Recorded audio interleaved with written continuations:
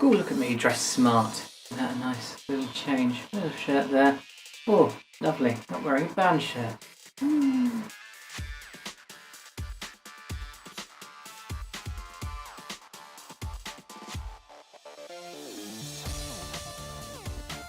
Welcome back to the new show, and this week, slightly better than last week in terms of the amount of content, but, you know, still not the best news week. It's really the wrong season. There's not a lot happening. So, again, muddle through, but, you know, there's a fair amount to talk about.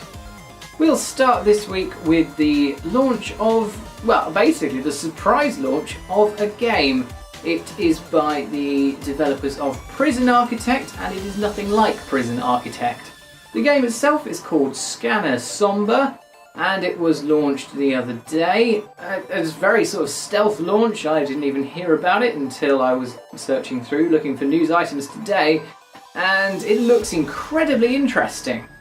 The very colourful trailer that we've been shown gives us a sort of image of what is a really visual style of this game is amazing, and the basic premise is that you are, not you as a person, but you in the game are wearing a VR headset and you're holding a scanner around, and you have to scan like the environment around you. I don't really know why, but it's a sort of mysterious thing, and you're like, ooh, what's happening? And you're maybe not alone.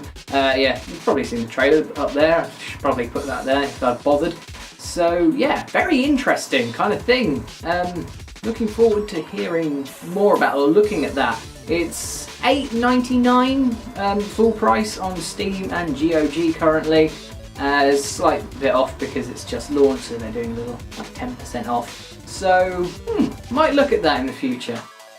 In some slightly sad news, the Red Dead Redemption into GTA 5 mod that was being developed by a modder, obviously, has been taken down after 3 years of development. I think I covered this mod fairly, well, a little while ago in the news. There's something about it happening, and basically it has finally caught the attention of Rockstar and Take-Two, who develop, Take-Two is the parent company of Rockstar. And so it's got noticed by them, and whether there's any particular sort of malice behind it, or whether it is just because they have to defend their copyright because there's two pieces of their copyright being sort of misused technically there, then they took it down.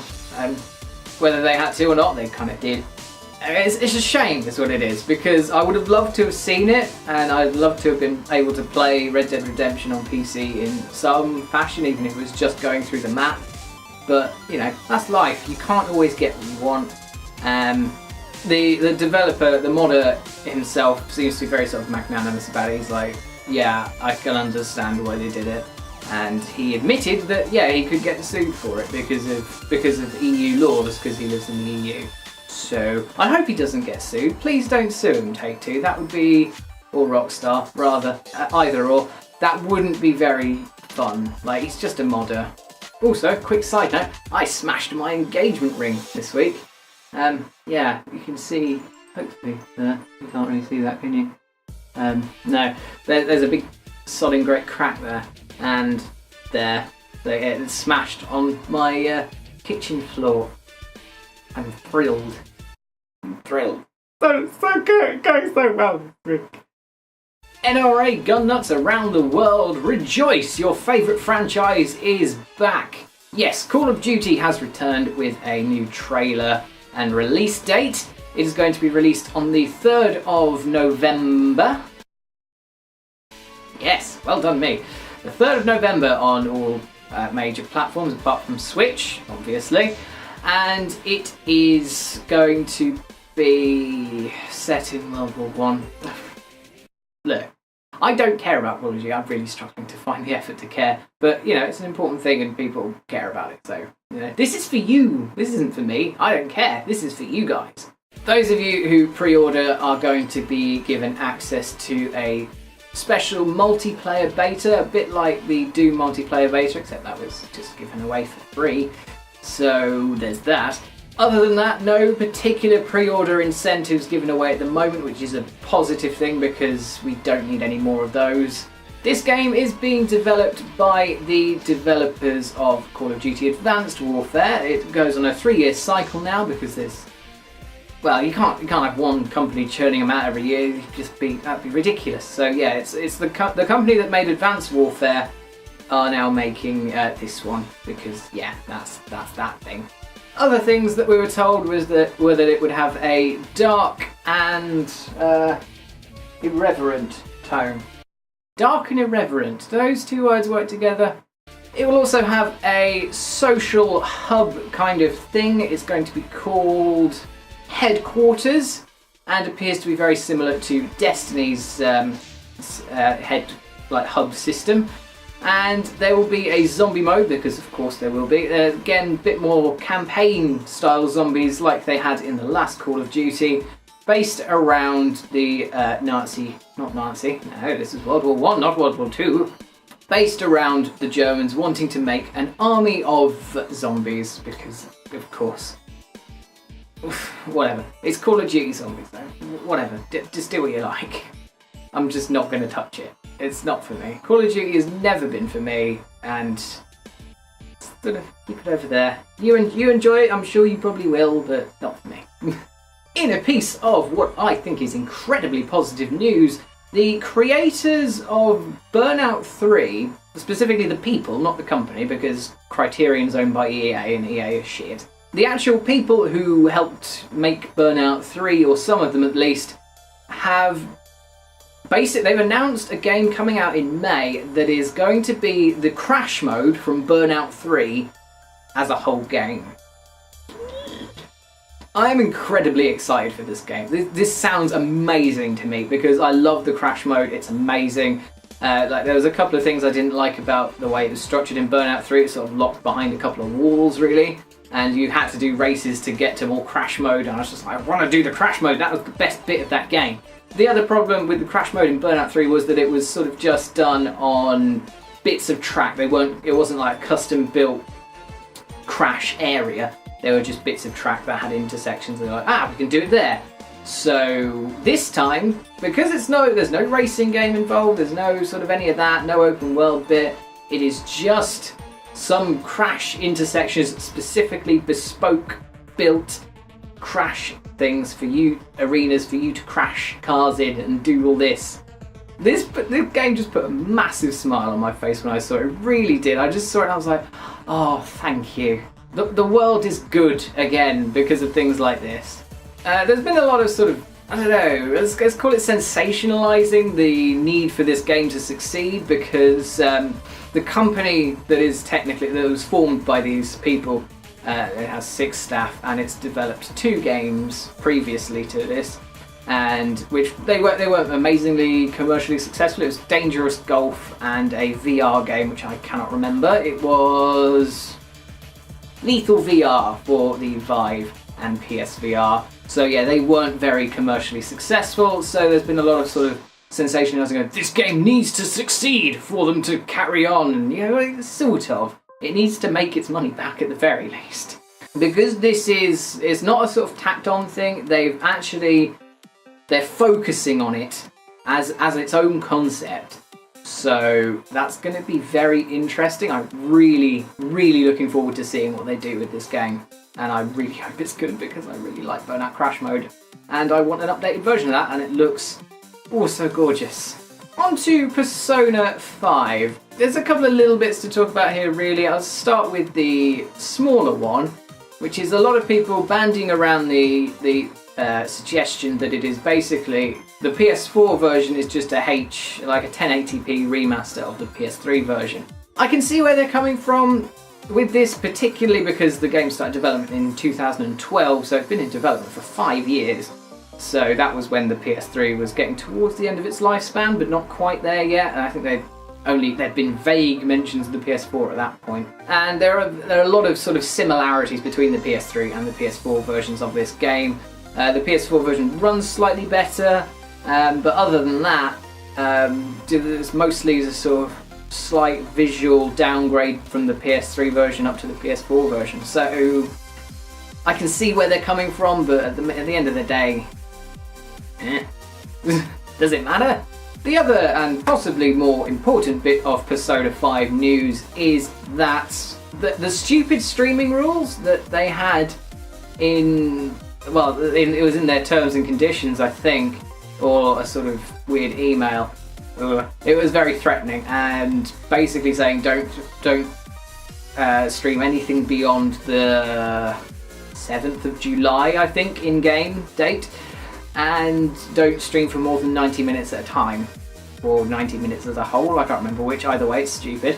Those rules have been changed and are now ever so slightly less ridiculous. You can now stream Persona 5 up until the in-game date of November the 11th. I think that's correct. Oh, November the 19th, even better. So November the 19th, which is sort of most of the way through the story, apparently, according to the developers. I've not played it myself, so I can't tell you. I really want to play it, but I don't have a PS4, and I don't plan on getting one anytime soon because I'm really poor. What I just said brings me on to the sort of point of my argument against this. Oh, and the 90-minute limit has been removed as well, so that's fine. But yeah, up to there, which is basically where the story climax is. And they're like, don't stream any further than that because we don't want to spoil it for people who want to play it. Now, I have an issue with that statement. Whether or not that is actually their intended purpose, they don't want to spoil the game for people, is fine, whatever. However, if that is their reason, it's still a stupid statement. Do you know why? Because if somebody doesn't want a game spoiled for them, they will not watch a stream of it, they will not watch a video of it. They know full well that if they really want to play this game and they don't want it spoiled, they will just not watch content related to it. People are not thick enough that they'll go, I'm going to watch that, oh no, it's been spoiled for me, how could I possibly have known? So they're not going to watch it, and not only that, some people like myself who don't have a PlayStation 4, who can't afford one, etc, won't be able to experience the game because they can't experience the whole game because we can't see the ending. Whether that's just on stream, whether that's on YouTube video, it's stupid. I really don't understand that rule. It doesn't make any sense.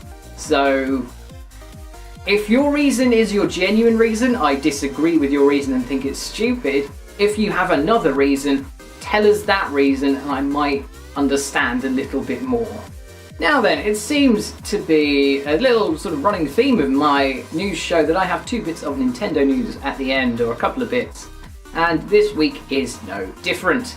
We start with just a quick touch on the Switch's sales figures, which are much, much, much better than the Wii U's at the same sort of time frame, which is a very, very positive move. The Wii U at the same period after launch had sold 1.1 million units, give or take. That's pitiful, like after a month. And the Switch has sold 2.74 million, 2.74. So someone's got 0.74 of a Switch somewhere. It's like they're missing one of the Joy-Cons is gone for some reason. It's like, oh no, what's wrong with my Switch? Well, I've only got one. So yeah, it's 2.74 million copies of these units of the Switch. However, in a slightly odd turn, the Zelda Breath of the Wild has sold 2.76 million copies. That does not include the Wii U version. That is the Switch version. So 20,000 people have bought Zelda Breath of the Wild without buying a Switch or buying 2 copies. There might be a couple of reasons for this. It might be because they can't get a Switch. I know that's certainly the case in some places because of Nintendo's rather ridiculous distribution policy. Or it might just be that they want to have one new in-box, sealed, shrink-wrapped, whatever, ready to sell further down the line for a lot of money. Or they might have bought some sort of collector's edition if there was one, and they want to keep that new in-box and buy a separate copy to play it. So there's always those kind of people, so those might be the reasons, but I just think it's quite funny that they've sold more copies of Zelda on the Switch than they have Switches. And a final bit of news. Nintendo have launched, they're launching a new console again. This time it's the 2DS XL. So if you know what the 2DS is, it is basically it's a 3DS without the 3D function. Simple as that. Now the original 2DS was very sort of ugly and it looked like this. And is pretty darn hideous in all honesty. I really dislike it. And the new one is actually much better. It looks very similar to the 3DS and the 3DS XL and the new 3DS. And goodness me, they've changed it and it looks very nice. So it's basically the new 3DS without the 3D and it looks like that. I really like the look of it actually, it's very pretty. The sort of matte black and the turquoisey bit with the orange. Very nice. I'm gonna look at it again. Oh. No, I really like the black and blue one actually. Very nice. It will be launched on July the 28th, is that correct or is it June? No, it is July, yes. July the 28th. I think that's in US territories at least, whether or not that's in the UK I don't know. There's also no UK price, however it is being sold for $150. So that equates to around £120, however because of various currency and issues at the moment, that may still sell in the UK for £150. So yeah, another new Nintendo console in 2 months. The new 2DS XL. I don't like the name. I don't like the name of the new 3DS either. I think it's ridiculous. But those are the things we have to live with. So that's the end of the news this week. I hope you enjoyed watching it. If you did, please like and subscribe. I also do gaming content every week. And I do a series on Dark Souls, which you can watch there. And the video I did this week is the second part of a little Planet Coaster thing, which you can watch here. And of course, you can subscribe to me. Yeah. So, thank you very much for watching this video. I hope you enjoyed it, and I will see you next time for some more news.